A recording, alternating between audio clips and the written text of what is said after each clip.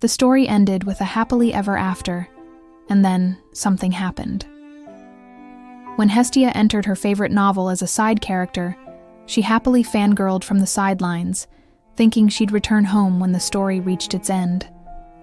But what awaited her was the tragic death of her favorite character, which was not in the original story, by the way.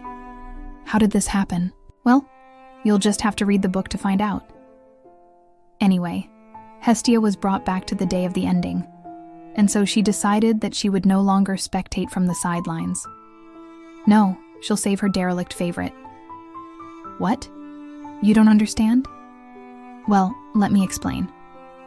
Our story begins with Hestia entering the body of Xion, her favorite character from the novel, The Greatest Manager. In this world, the protagonist is a former salaryman who gets hit by a truck and reincarnates as the protagonist of an anime game. But Hestia isn't interested in the protagonist or any of the love interests.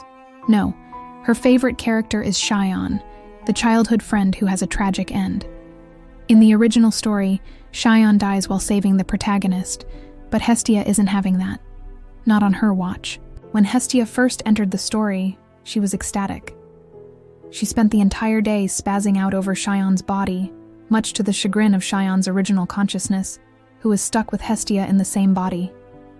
But eventually, they reach an understanding. Xion's consciousness would reside in the mansion, while Hestia would go out and interact with the characters. And it was during one of these outings that Hestia learned about the tragedy that befell Xion at the end of the story. To say that she was distraught would be an understatement. But then something unexpected happened. As Hestia was walking back to the mansion, she tripped and hit her head, only to find herself transported back to the day of the ending. At first, she was confused and scared, but then she realized that this was her chance to save Xion.